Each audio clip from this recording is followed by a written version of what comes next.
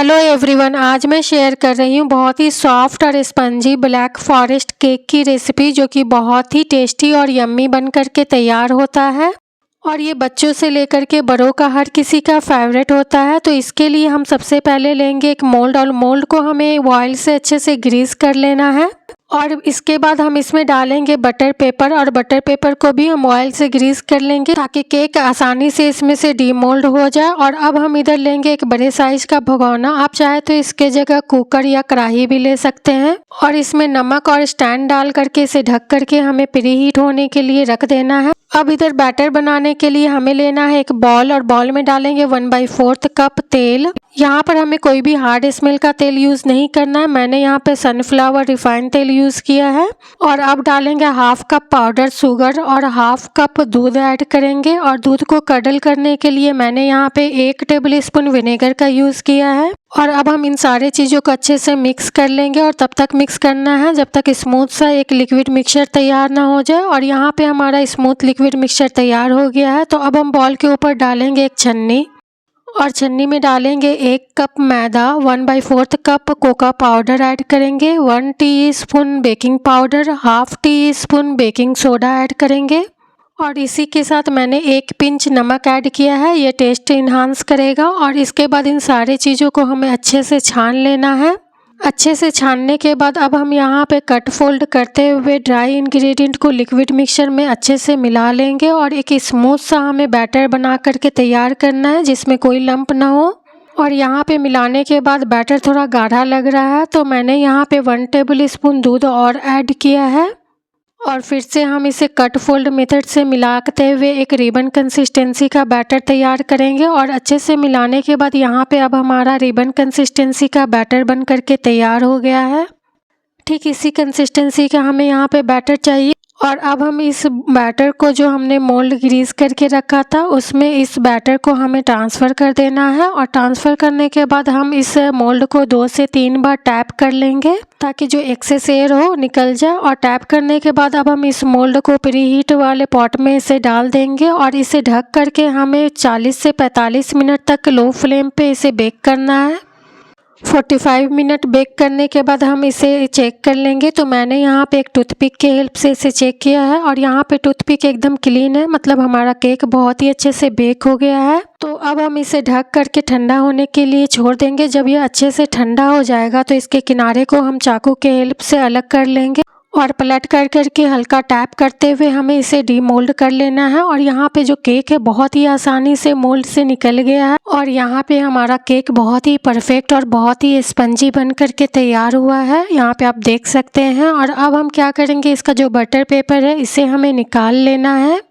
Butter paper निकालने के बाद अब हम इसे पीसेस में कट कर लेंगे। तो पीसेस में कट करने से पहले जो ऊपर का हल्का डोम शेप है उसे हमें कट करके हटा लेना है ताकि जो हम पीसेस कट करें वो बराबर कट हो। और केक कट करने के लिए हमेशा यहाँ पे दांत वाला और पतला लंबा नाइफ हमें यूज़ करना है, ठीक इस तरह का। इससे केक बहुत ही अच्छा और बराबर कट होगा। ऊपर का डोम शेप कट करने के बाद अब हम केक को पीसेस में कट करेंगे। तो यहाँ पे इससे पहले हमें इसे मार्क करना है। मैं यहाँ पे इसे 3 पीसेस में कट कर रही हूँ। तो यहाँ पे मैंने 2 मार्क इस तरह से लगा लिया है और मार्क लगाने के बाद अब हम धीरे धीरे इसे पीसेस में कट करेंगे।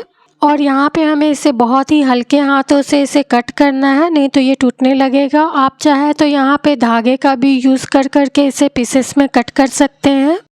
और यहाँ पे पीसेस में कट करने के बाद जो हमारा केक अंदर से आप देख सकते हैं बहुत ही सॉफ्ट और बहुत ही परफेक्ट बन करके तैयार हुआ है, एकदम से जालीदार बन करके तैयार हुआ है। और इसी तरह हमें दूसरे पीसेस को भी कट करके निकाल लेना है। और यहाँ पे हमारा तीनों पीस बहुत ही परफेक्टली कट हुआ है। अगर आप दांत वाला और पतला लंबा नाइफ यूज़ करेंगे तो केक का पीसेस बहुत ही परफेक्टली कट होगा। तो अब हम इसे साइड में रखेंगे और अब हम बनाएंगे शुगर सिरप। तो इसके लिए मैंने एक बॉल में 1/4 कप पाउडर शुगर ऐड किया है और इसी के साथ 1/4 कप पानी ऐड कर करके इसे अच्छे से मिला लेना है। और यहाँ पे हमारा शुगर सिरप बन करके तैयार हो गया है और इसे भी साइड में रखेंगे। और अब हम लेंगे चॉकलेट। तो मैंने यहाँ पे डार्क कंपाउंड चॉकलेट लिया है और इसे हम पीलर के हेल्प से हमें अच्छे से ग्रेट कर लेना है। और यहाँ पे मैंने 100 ग्राम चॉकलेट को इस तरह से अच्छे से ग्रेट कर लिया है।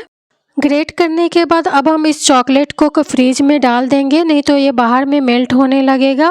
अब हम लेंगे एक बॉल और बॉल में डालेंगे 1 कप व्हिपिंग क्रीम। तो यहाँ पे हमें चिल्ड व्हिपिंग क्रीम लेना है और फिर इसे हम इलेक्ट्रिक मिक्सर के हेल्प से अच्छे से इसे बीट कर लेंगे। और यहाँ पे इसका स्पीड हमें लो रख करके इसे बीट करना है और 3 से 4 मिनट तक बीट करने के बाद जब सॉफ्ट पीक आने लगेगा तो हम इसमें ऐड करेंगे पाउडर शुगर।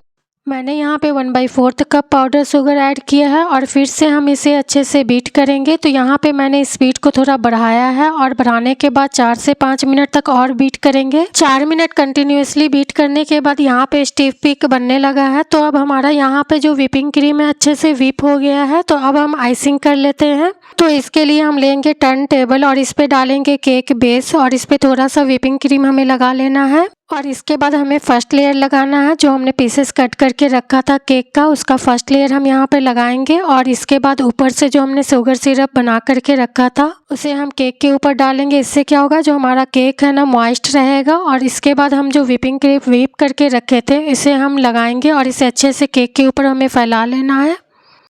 फैलाने के बाद मैंने यहाँ पे कुछ चेरी को चॉप कर करके इसके ऊपर डाला है और फिर से व्हिपिंग क्रीम से इस चेरी को कवर कर लेंगे। ठीक इस तरह से इसे केक के ऊपर हमें अच्छे से फैला लेना है। और फैलाने के बाद अब हम लगाएंगे दूसरा लेयर। तो अब हम इसके ऊपर डालेंगे केक का दूसरा पीस। यहाँ पर हमें सेम प्रोसेस को फिर से रिपीट करना है, मतलब फिर से हम शुगर सिरप डाल कर करके केक को अच्छे से मॉइस्ट कर लेंगे। और मॉइस्ट करने के बाद अब हम फिर से डालेंगे व्हिपिंग क्रीम और इस क्रीम को हमें केक के ऊपर इवनली चारों तरफ अच्छे से फैला लेना है। फैलाने के बाद हम वापस से डालेंगे चेरी। आप चाहे तो चेरी की जगह चोको चिप्स का भी यूज़ कर सकते हैं। मैंने चेरी डाल करके ऊपर से फिर से वापस से क्रीम डाला है और क्रीम को अच्छे से स्प्रेड कर लेंगे। और स्प्रेड करने के बाद अब हम केक का लगाएंगे लास्ट लेयर, मतलब थर्ड लेयर। और यहाँ पे केक का थर्ड लेयर डालने के बाद ऊपर से हम फिर से शुगर सिरप से इसे अच्छे से मॉइस्ट कर लेंगे। और वापस से हम व्हिपिंग क्रीम डाल करके इसके अपर लेयर को अच्छे से कोट कर लेंगे, मतलब कवर कर लेंगे। और फिर इसके साइड को भी हमें व्हिपिंग क्रीम से अच्छे से इसको कवर कर लेना है, ताकि इसका जो क्रम्प हो वो भी अच्छे से कवर हो जाए, मतलब कोट हो जाए। और अब यहाँ पे हमारा केक का क्रम्प अच्छे से कोट हो गया है। तो अब हम इसके ऊपर लगाएंगे क्रीम का लेयर। तो यहाँ पे वापस से मैंने डाला है व्हिपिंग क्रीम और पैलेट नाइफ के हेल्प से इसे हमें अच्छे से इवनली स्प्रेड कर लेना है ऊपर में। और इसके चारों तरफ हम अच्छे से इसे स्प्रेड कर लेंगे। स्प्रेड करने के बाद अब हम इसे फिनिशिंग देंगे। तो यहाँ पे पैलेट नाइफ को क्लीन कर करके हमें इसे अच्छे से फिनिशिंग देना है। गर्मी ज़्यादा होने की वजह से यहाँ पे व्हिपिंग क्रीम हल्का मेल्ट होने लगा है, जिसकी वजह से फिनिशिंग थोड़ा अच्छा नहीं हुआ है। और अब यहाँ पे फिनिशिंग देने के बाद हम क्या करेंगे, जो हमने चॉकलेट को ग्रेट करके रखा था उसके क्रम्ब से अब हम इसके साइड को अच्छे से कोट कर लेंगे। इस तरह से मैंने यहाँ पे कोट कर लिया है। और कोट करने के बाद जो एक्सेस चॉकलेट है उसे हम इस तरह से निकाल लेंगे। निकालने के बाद अब हम इसके साइड को टिश्यू पेपर से क्लीन कर लेंगे। ठीक है, इस तरह से घुमाते हुए हमें क्लीन कर लेना है। और अब हम इसके ऊपर वाले पार्ट को डेकोरेट करेंगे। तो मैंने यहाँ पे ऊपर वाले पार्ट को भी है ना चॉकलेट क्रम्ब से कोट किया है। आप चाहे तो यहाँ पे व्हिपिंग क्रीम से फ्लावर बना सकते हैं। और फिर ऊपर से मैंने चेरी से इसे डेकोरेट किया है इस तरह से। और यहाँ पे अब हमारा बहुत ही टेस्टी और बहुत ही सॉफ्ट और स्पंजी ब्लैक फॉरेस्ट केक बन करके तैयार हो चुका है। और केक को अच्छे से सेट होने के लिए हमें 1 से 2 घंटा के लिए इसे फ्रीज में रख देना है, ताकि केक अच्छे से सेट हो जाए। और 2 घंटा बाद जब केक अच्छे से सेट हो जाएगा तो हम इसे पीसेस में कट कर लेंगे। और अब यहाँ पे हमारा बहुत ही सॉफ्ट और स्पंजी ब्लैक फॉरेस्ट केक बन करके तैयार हो चुका है।